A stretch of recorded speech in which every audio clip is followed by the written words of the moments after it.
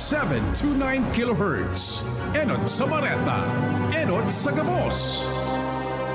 Member KBP, kapisanan ng mga broadcaster ng Pilipinas, mga tugang oras niya to, alas 12:04.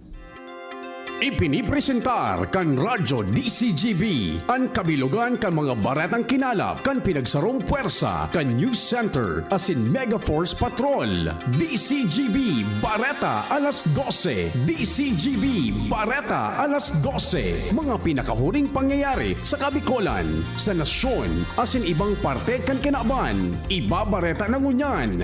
DCGB Bareta alas 12. Ngunyan ang sa inyong tagapagbareta. Maruhay na ito mga tugang Sabado po ganyan, petsa 25 sa bulan kan Enero 2025. Ini ang bareta alas 12 sa nuko sendong maging tagapagbareta, Mardilad da Ingiba. Enot sa headlines, ito ang darakulang mga bareta ngunyan. Titulo ka mga harong kan 800 na mga relocatis sa Barangay Taysan, Legazpi City. Itatao na kan LGU Legazpi sa Pebrero 14. Pagiging disiplinado ka mga driver sa pagparking, ipinangapudan kan Legazpi City Task Force, Kaayusan at Kalinisan. Konsyal Father Emmanuel Alparce Cambaga kay Albay nangapudan sa mga residentes ka munisipyo na maging maikmat, mapagmangno, asin magboses sa maraot na epekto ka mga proyekto na pig-implementar sa indang lugar. Importansya kan regular na pagkonsulta asin pagbisita ka mga aki sa mga pediatrician asin doktor, ipanaliwanag kan sarong eksperto. Sa lado nasyonal, headlines, oil price rollback lauman na sa masunod na simana sigun sa Department of Energy. Presidente Bongbong Marcos kontento sa nakamtan sa ekonomiya kan 2024. Kooperasyon kan DOJ sa Interpol Legal asin na ICC Assistant o kaya sigon sa ICC Assistant to Counsel Attorney Cristina Conti. Interpol itinaong rason ka Malacanang sa ICC issue. Sa ibang nasyon, US Immigration Agents naglansar ng raid sa New Jersey worksite sa tao kang crackdown kan Trump administration kontra sa illegal na immigrants sa Amerika. Sa baretang sports, Serbian tennis star Novak Djokovic dahil na tinapos ang semis kan Australian Open dahil sa injury. Yan ang headlines kung sa detalles ka mga bareta, enot sa lado lokal. Ang baretang ini hatod sa Indokan. Artisan Joint Supplement. Bumabagal ang galaw dahil sa joint pain at arthritis. Mag-Artisan. Maabot sa 800 na mga relocatis sa Barangay Taysan, Legazpi City ang nakatalaan na magresibi ng titulo asin sertifikasyon bilang aktual na occupant kan sa indang relocation houses sa nasabing barangay makalis na maapektaran kan bagyong Riming. Sa programa kan ako Bicol Party List sa DCGB, sinabi ni Alcalde Alfredo Garbin Jr. na Pebrero 14, 2025 nakatalaan nindang ito ang nasabing dokumento sa nasabing mga pamilya na sobra na sa 20 taon na nakaistardigdi. Sigong kay Garbin, ini ang piginguwa kan lokal na gobyerno kan Legazpi sa pagsasabing wala naman in rason para pagparapalo yun ining itao sa mga benepisyaryo. Pinasalamatan naman ni Garbin ang sanggunang panglungsod kan Legazpi para sa pag-aprobar kan ordinansa sa pagbilog ng Office of Human Settlement na matutok sa pangaipo ka mga Legazpenyo sa paharong.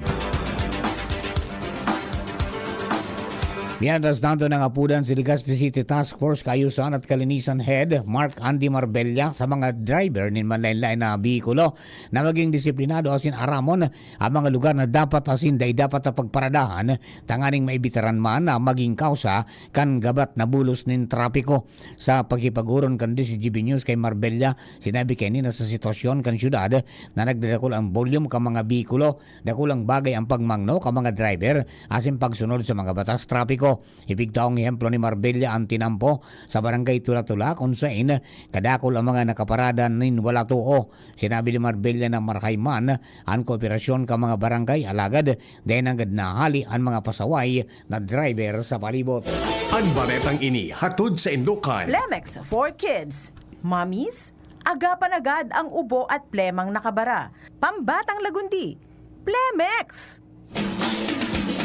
Nangapudan si Konsyal Father Emmanuel Alparce, pamayo kan Committee on Environment kan Sanggunang Bayan kan Bagakay Albay, sa mga residentes kan munisipyo na maging maikmat, mangnohon ang mga proyekto, asin napig-implementar sa saindang lugar asin magboses ko nini may negatibong epekto sa inda asin sa kapalibutan. Inaminsahe ni Konsyal Alparse sa programang Boses kang Kapalibutan sa DCGB makalis ang reklamo asin agrangay ka mga opisyalis kang barangay Namantaw, Manait, kag Bulakaw asin Tanagan na maiwasan na pagbaasagod sa mga harong kansa ng residente sa sinang pigtuturo na rason ang pagkapanagos na konstruksyon kan kag Bulakaw Ridge Road. Sinabi ni Alparse na sa ngunyan, solamenting magkikinibuninda iyo ang pagbantay sa mga ipigopromisa kan DPWH na intervention para sa mga apektadong barangay kay bana na ang dredging sa mga salog na nabalunbunana kan mga ibinulos na daga, gapo, batiri sa sinbaybay. Mientras na para man sa tulay sa Manait, ang posibleng pagalukan ng budget para sa pag-redesign kay ni. Hinagad man ni Kapitan Noel Bombales kang barangay kag Bulakaw ang pagbugtak ng tultol na flood control project na maprotehir sa mga residentes hali sa pagbabaha. Piglinaw man ni Konsal Alparse na nasabing mga proyekto dai nagaagi asan ng bayan asin na haraman na sa naninda oras na may reklamo na o may naapektaran ng residentes. Enot man sindang nagpasar ng resolusyon o ordinansa kan taon 2023 na nagsasabing ang gabos na proyekto na may permanenteng epekto sa mga bulod, dagat asin ecosystem dapat na ipaabot sa konseho para sa magkakanigong pag-aadal asin konsultasyon. Darahon sa mga aki o kaya ang mga aki sa pediatrician o doktor, maski waranin helang inang tinawanin doon ni Dr. Jacqueline Espinola, diplomate kan Philippine Pediatric Society Bicol Chapter sa programang Radyo Klinika sa pagsasabing dapat na magkaiguanin normal na check-up ang mga aki para regular man na mamonitor ang development kani asin mahiling kung may mga abnormalities para sa magkakanigong aksyon. Sigung kay Dr. Espinola, kaibanan sa mga dapat na mahiling ang 2 fontanels kan mga aki para ma-check kung ini may hydrocephalus asin tama ang dakula kampayo basado man sa saindang edad. Sinabi ni Dr. Espinola ng kada edad kan aki may kanya-kanyang primitive reflexes, motor routing asin sucking reflexes. Sa edad na 3 hanggang 4 ang bulan, dapat ang mga aki nagmamambol na ni mga words, nagapuunang magkaigwanin ngipon sa mga bulanin 5 sa 9 bulan, nakatindog na asin nakatukaw nin solo sa edad na 12 bulan. In kaso man na dahin nagigibo ka mga aki, asirin na mga aktibidad, dapat na makapagkonsulta na sinda sa magkakanog ng espesyalista para maagapan asin masolusyonanin atab. Dahilan kay ni nabisyon ni Dr. Espinola ang mga magurang na aramon ang mga normal na development ka mga aki asin in kaso may nahiling na abnormalidad ako ini dahilan ta ini man ansaro sa mga rason kung nata nakahaluyan ang mga magurang na ikonsultaan sa indang mga aki. Ipinunto pa ka ini na ang telebisyon asin ang gadgets bako yaya o tagabantay kan aki sa pagsasabing dakulang tabangan interaction sa mga aki para sa indang development. Sa iba pa niya itong baretang lokal ay pinagirumdum kan Albay Electric Cooperative o Aleco Incorporated sa publiko na magabat ang pinalidad nakakampangon kan si Isayman na madadakop na mapapatunayan na naghahabas ng kuryente. Ang payag ng kooperatiba ginibo makalihis ang nagkapirang mga residentes kang barangay 13 kang baka kay Albay ang nasangatanan ng kasong pagbayular sa Republic Act No. 7832 o ang Anti-Electricity and Electric Transmission Lines Material Pilferage Act of 1994. Tinawanin doon kan Aleco na illegal na aktibidad na ini nakaapekto sa pinansyal na aspeto kang kooperatiba maging sa serbisyong pigtatao sa mga miyembro konsumidores. Sa presente aktibong pigmonitor asan pig-imbestigaran kang kooperatiba ang siri ng mga illegal na aktibidad dahil sa apektado kaniang operasyon asan desididong kasuhan ang si Isayman na mapatunayan na nagbalgar.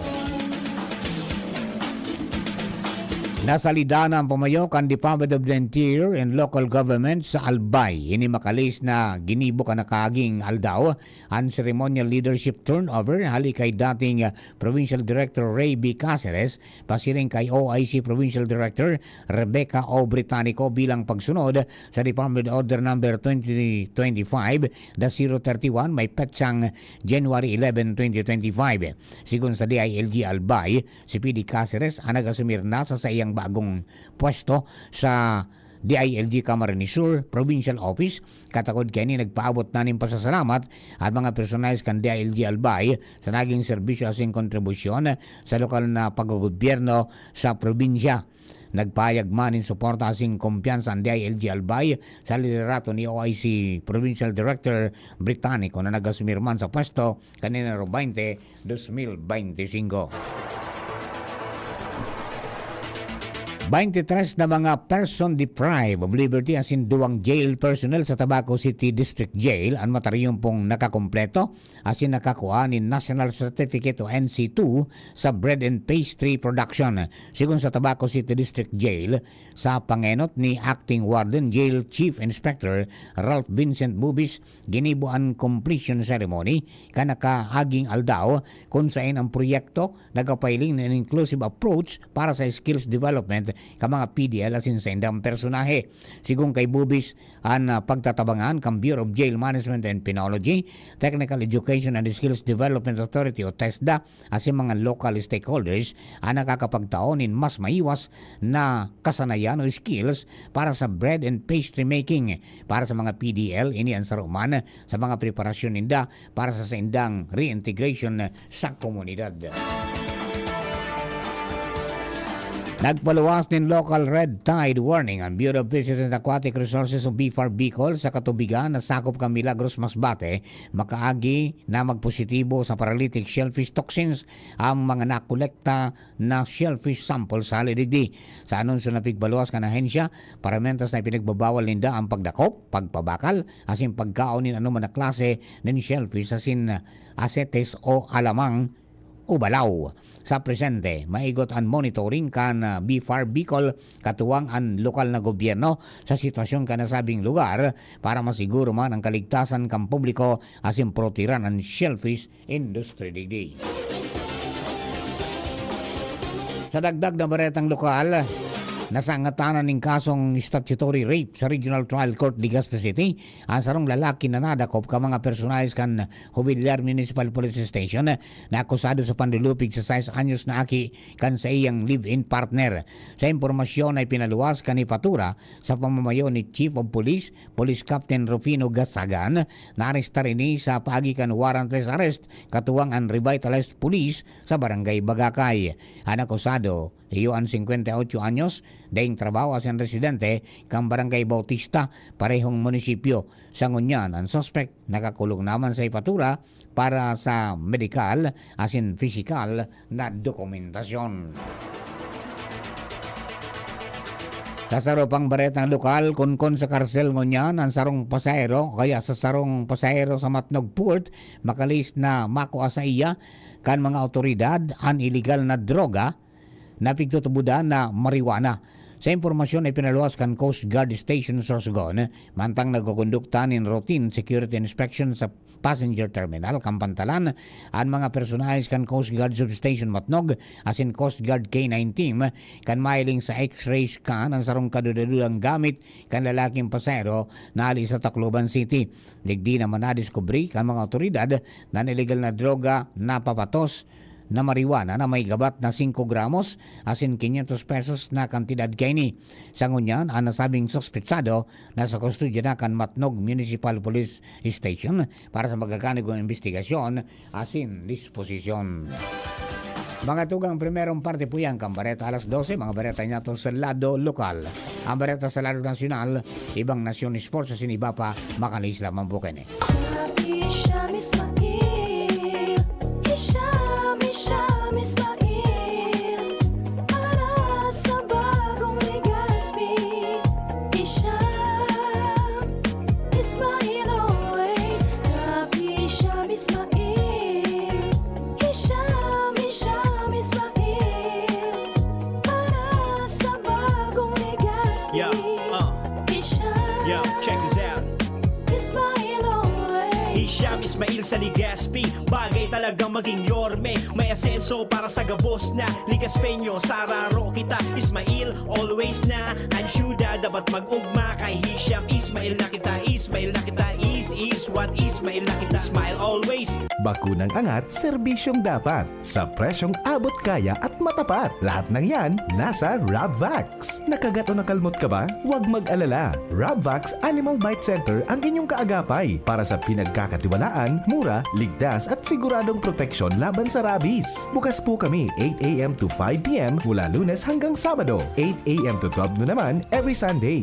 And on holiday, pwedeng-pwede pati walk-in. Ang aming mga branches, Rabvax Legazpi, Ariner Suite, Sagmin, Legazpi City, near Aleco. Rabvax Ligao, in Barangay Tuburan, Ligao City. Rabvax Tabaco, beside Siga Hospital. Rabvax Iriga, in front of Yusan Iriga. Rabvax Irusin Sorsogon, malapit sa Irusin District Hospital. And now open, Rabvax Masbate, in Barangay Espinosa, Masbate City. Like us on Facebook, maging bakunado at protektado. Piliin ang alagang Rabvax.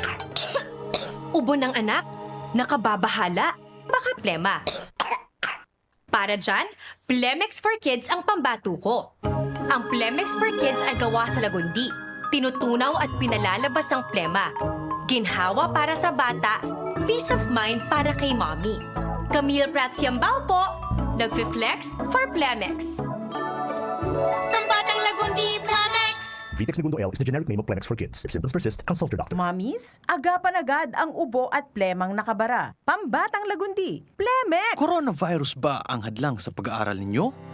Andito na ang Southern Luzon Technological College Foundation Incorporated ay gumawa ng hakbang sa mga gustong mag-aral sa junior, senior high school at kolehiyo. Ang SLTCFI ay handang umagapay sa mga mag-aaral upang may pagpatuloy ang kanilang pag-aaral at pagharap sa new normal o sa makabagong panahon na ating kinakaharap. Sila ay nag-o-offer ng flexible blended learning o online or offline/modular classes. Kung may sapat na gadget o may maayos na internet connection, maaari niyang piliin ang online classes. At kung ang estudyante naman ay walang sapat na gadget at walang maayos na internet connection, maaari niyang piliin ang offline/modular classes. Sa ganitong paraan, malaki ang matitipid ng mga magulang, wala na silang iisipin na pamasahe, baon at iba pa na kinakailangan. Ngayon, mas magagabayan palalo ng mga magulang ang kanilang mga anak at higit sa lahat, masisiguradong mapaprotektahan pa sila sa mga pwedeng masagap sa labas tulad ng COVID-19. SLTCFI course offered junior high school, grade 7 to grade 10, senior high school, grade 11 to grade 12 with academic track, STEM, GAS, ABM, and HUMSS. College, Bachelor of Secondary Education, majors in English, Mathematics, and Filipino. Bachelor of Technical Vocational Teacher Education Program, Bachelor of Science in Business Administration, major in Human Resource Development Management, major in Business Process Service Management, and major in Financial Management, Bachelor of Tourism Management, Bachelor of Science in Computer Science, Bachelor of Science in Information System, Associate in Computer Technology. What are you waiting for? Enroll now in our online registration. Visit www.sltcfi.com/ENROL. And for more information, please contact us at 0977-147-3488. Basta SL, wow! Birit na sana kaso parang may gumagasgas. Ganyan ang ubong may plemang mahirap ilabas. Mag-Plemex Forte Syrup. Gawa sa natural na lagundi. Tinutunaw ang plema. Pinipigil ang ubo. Ramdam ang hagod ng ginhawa. Sing your heart out. Basta na kundi, Plemex. Mabibili ang Plemex Forte Syrup 60ml at 120ml sa mga pangunahing butikan nationwide. Vitex Segundo L is a generic name of Plemex Forte. If symptoms persist, consult your doctor.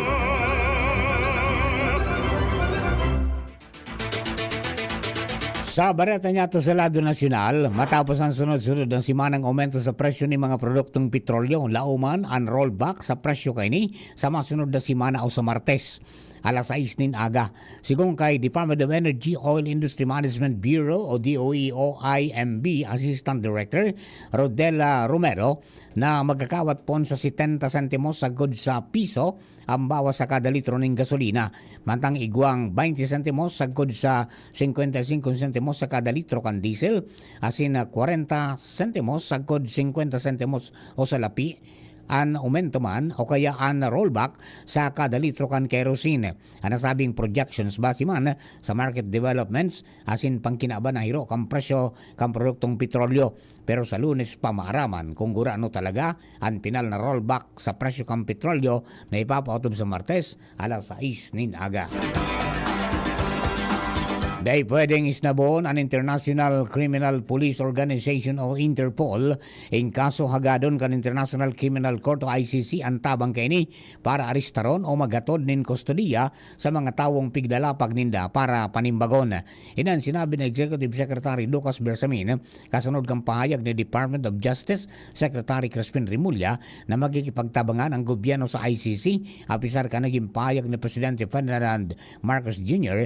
na wala ng koneksyon ng Pilipinas sa ICC asin dai makikipagtabangan sa saindang investigasyon sa war on drugs ka nakaaging administrasyon. Sinabi ni Bersamin na dai nagbago ang posisyon kang Pilipinas sa ICC alagad ibang ururo na kung mapatabang ini sa Interpol. Tinawanin doon kan sekretary na dahil pwedeng iit sa pera ng Interpol dahil dakol na pagkakataon na nakatabang ini sa Pilipinas.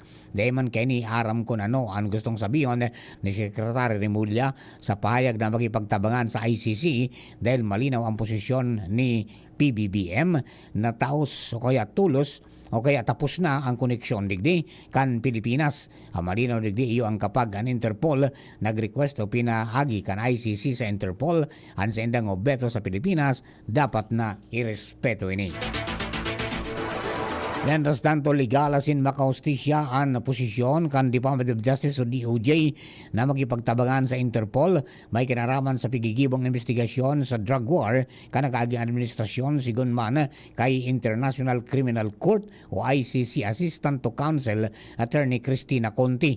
Sinabi niyang ang provision kan continuing cooperation with the International Criminal Court nakapalaman sa Roman Statute na pinirmahan kan Pilipinas kay ito. Gabos na warrant of arrest na pigi-issue kan ICC maagi sa Interpol o itatao sa Interpol para may automatic na pagpaabot ng red notice dagdag pa ni Attorney Conti. Kontento sa Presidente Ferdinand Marcos Jr. sa mga nakamta na taryumpo kang gobyerno o sa aspeto kan ekonomiya kanakalis na taon patapos na apod ang NED board meeting sa Malacanang asin tinukar ang Philippine Development Report 2024. Dahil ang digdi, sinabi kang Presidente na kaipuhan na maipaaram ini sa publiko tanganing maaraman ang mga taryumpo asin pakinabang digdi kamang ordinaryong Pilipino sa lingwaheng nasasabutan kan sarong ordinaryong Juan de la Cruz. Sinabi niyang ipinag-orgulyo niya ang gabos na naabot ninda. Minidbid ang Presidente ang mga ipinautob na pangenot na structural reforms asin proyekto na abuton ni nagkapirang taon bago makumpleto kaya kay puwan ay paliwanag sa publiko kung nga taday patapos ang mga ini asin tinawanin doon ang pangmahaluyan na benepisyo kan mga ini.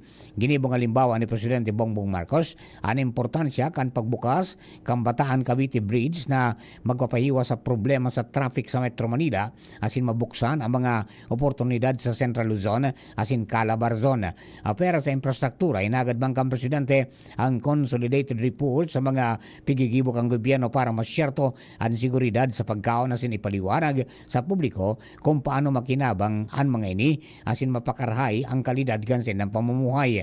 Ngunya na 2025 puntirya kan gobyerno na mamantinir ang alangkaw na target kan pagrambong asin may baba ang insidente nin pagtios na masababa sa 13.2 asin 9% pagabot kan 2028. Tinawanin doon kan Supreme Court na ang pagkakaabsuelto sa sarong criminal tax violation baka automatikong naglilibre sa sarong taxpayer sa pagbayad nin mga dai pakaininabayadan na buwis. Sa desisyon ka na sinurat ni Associate Justice Mario Lopez na ibinasura kan Second Division ang mga kasong kriminal laban sa E&D Parts and Supply Incorporated sin Treasurer kining si Margaret Uy dalan sa kakulangan ng ebidensya. Nagsumiter ang Office of the Solicitor General OSG ni mga kasong kriminal sa Court of Tax Appeals o CTA laban sa kumpanya asin kay Uy dahilan sa pagpalyar na mag-file ng income tax return kan kumpanya asin pagbayad ng income asin value added tax. Pigbasura kan CTA ang mga kasong kriminal dahil sa kulang na ebidensya. Pero padigdi ibinasura man kan Court of Tax Appeals ang katakod na civil case na may kamautan na aramon ang kantidad ka mga buwis na dapat nabayadan kang kumpanya. Sa Korte Suprema, nagdepensa ang OSG na dapat pamanggiraray na bayadan kang kumpanya ang buwis na apisar kan pag-absuelto kan Court of Tax Appeals. Nagdesisyon ang Supreme Court na ang obligasyon nin sarong taxpayer na magbayad ng buwis nagpupuon sa lay mismo asin bako sa Criminal Act arugan tax evasion. Gustong sabihon, maski ang sarong taxpayer absuelto na sa kriminal na kaso, mantinido sindang liable for unpaid taxes sigon sa Supreme Court. Siring man sa nasabing kaso, ang kumpanya dahil pigmanduan na magbayad kan assessed tax due dahilan sa invalid na tax assessment. Dahil dapat na magpaka-apekto ang mga lingkod bayan o public servant sa mga ribok sa politika sa nasyon asin imbis man tiniro na nakatutok para mapakarhay ang kamugtakan ka mga Pilipino. Ina ni pinahayag ni Executive Secretary Lucas Bersamin na sa iyang pagatindir sa 2025 Budget Execution Forum sa Pasay City. Sigon sa Secretary, malinaw ang misyon kan Marcos Administration na pagserbihan ang mga Pilipino nin may integridad, dedikasyon asin honestong malasakit, kaya dapat na nakatutok sa mandato para sa mga namamanuaan. Sinabi niyang bako sekreto na kadakol na mga isyong pampolitika sa ngunyan kung sain pati ang 2025 national budget naguyod sa kontrobersya. Anin natindiran na forum ni Bersamin, pinanginutan kan Department of Budget and Management o DBM na matukar sa paggamit nin fondo ngunya na taon kung sain tinawan doon ni Bersamin nan budget bako sana sa mga numero sa papel kundi kay banan kay ni ang kamautan para sa mas maswag na Pilipinas. Sa bareta niya to sa ibang nasyon, naglansar ng raid ang US Immigration Agent sa Newark, New Jersey worksite kan nakaaging Webes oras duman sa Amerika. Sa taho kan crackdown kan Trump administration sa illegal immigrants sa Amerika. Sa sarong statement, sinabi ni Newark Mayor Ras Baraka na nagpalyar ang Immigration and Customs Enforcement o ICE agents na magipagpresentar nin warrant kasabay kan sa indang pagkulong sa mga bako dokumentadong residente asin mga namamanuan sa piglansar na raid sa sarong business establishment sa Ocean Seafood Depot sa Newark sa luwas kan New York City. Saro sa mga detainee o ikinulong, iyon sarong US military veteran na nagsapanin kawaran ng dignidad matapos na kwestiyonon ang pagiging lehitimo kan sa iyang military documentation. Sarong statement sinabi kan mga tagapagtaram kan Immigration and Customs Enforcement na sa inda ng pig-imbestigaran ang nasabing insidente. Alagad sigong kay Mayor Baraka na binayular kan piglansar na raid ang mga diretsos kan mga namamanuan sa irarom kan US Constitution. Mantang inireport man ni White House spokesperson Caroline Leavitt na nasa 538 katawo ang aresto na kan Trump administration kan Webes na iniladawan bilang illegal immigrant criminals. Sinabi niyang kaibanan sa mga nadakop ang mga miyembro kan Venezuelan prison o prison gang asin mga individual na convicted sa sex crimes. Sa lado ng Karawat Sports, natapos na ang pagmamawat ni Serbian tennis star Novak Djokovic na makuha ang pang 25 Grand Slam title. Atab kaning nagretiro sa semifinals kan Australian Open dahil sa injury sa iyang walang hita. Tinapos ni Djokovic ang primerong set laban kay world number 2 na si Alexander Zverev kung saan nadago siya sa score na 7-6 o kaya nadaog siya sa score na 7-6 sa kawat na nagdurar nin sarong oras sa 21 minutos. Nabigla na sana ang mga audience kan mag-abrasa ang duwa sa kud na dagos ng magali sa court si Djokovic. Pinasalamatan ni Zverev ang mga nagiling dahilan sa day sinda na dagit kay Djokovic matapos na day tinapos ang kawat.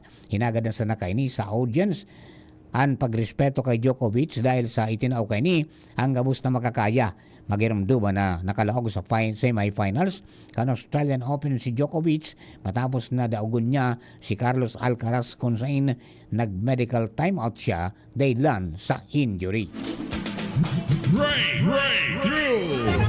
Sa tuyang bareta sa sensya sin teknolohiya, Hello Goggles ang napod sa sarong imbensyon na magkakatabang sa mga personang nadedepisilan magkaturog asin nakaka-eksperyensya ng insomnia.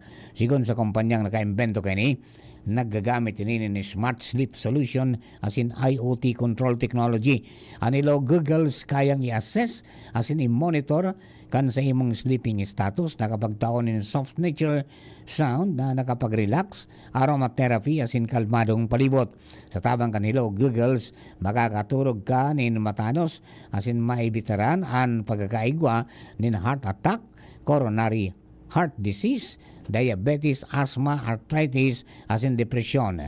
Ang Hello Goggles pwedeng mabakal sa kantidad na $231. Istorya na iiba. Sa tuyang espesyal na istorya, Pig Midbid kan Guinness World Records ang prime timers sarong British choir na kumpuesto ng 17 miyembro na may average na edad na 94 bilang pinakangurang na choir sa bilog ng kinaban. Ang mga membro kay ni nasa edad na 87 sagod 99 anyos asin nagkaigo sinda ning Christmas concert kan Disyembre 19, 2024 sa Grand Ballroom sa Crown Plaza Hotel sa United Kingdom. Apera sa edad ipinailing manindaan sa indang dedikasyon asin talento sa pagsasabing anhilig sa musika wara sa edad kundi nasa tao. Flashback. Enero 25 kan taon 1933 kan namundag ang primerong babaeng presidente ng Pilipinas na si Maria Corazon Cory Cuangco Aquino. Si Cory pamusong maray dahilan sa pinanginota niya ang 1986 EDSA People Power Revolution, inapod bilang icon of democracy asin saint of democracy dahilan man sa iyang makusog na paniniwala na wala dapat nin bayolensya asin dapat ang magkaigwan ng demokrasya sa Pilipinas. Siya man ang midbid bilang saro sa mga kritiko kan administrasyon ni Marcos matapos magadanan sa iyang agum na si Benigno Ninoy Aquino, dakol ang naging ganyar sa iya na maglaog sa politika kung sa'y nagtiripon sinda nin 1 milyon na pirma para makumbensir si Cory. Alagad sa nangyaring snap election na daog man siya giraray ni Marcos dahil ang kini rinibong mga Filipino ang nagprotesta na inapod na 1986 EDSA People Power Revolution na naging dahilan tanganing maglusad si Marcos sa pwesto. Natapos ni Cory sa iyang termino kan 1992 asin nagbalik sa iyang pribadong buhay. Si Cory nagadaan kan Agosto 1, 2009 sa edad na 76 anyos dahilan sa colon cancer. Mga tugang yan na po ang kabilugan kan sa tuyang alas 12 mga bareta at tinipon na sing kinalap sa DCGB News base sa nakalista 6 oras. Napangarang ka na katuwang niya to sa pagsurat kang bareta Angel Mustaza. Yaon man sa newsroom sina Mary Joy Jaresco asin Jenny Matthew Balaran. Lado technical katawang teatro si Kuya Nems Flora. Yaon man sa DCGB Social Media Department ito yan pong IT Jerome Nico Martinez. Napangarang po kang bilog na tropa kang Mega Force Patrol sa mga nagantabay sa 729 kHz sa pitan ka mga radyo, sa mga nagantabay sa DCGB YouTube channel asin sa DCGB Live app, sharing man sa DCGB News Online Facebook page. Kami po o kaya ako po ang sadong naging tagapagbareta, Mardila Daing Iba. Thank you for keeping us company. God bless the Philippines. Happy weekend. Sa indong nadangog ang mga darakulang bareta ngunyan na aldaw. Ang tabayan ng giraray sa aga, ang sarupang edisyon kan DCGB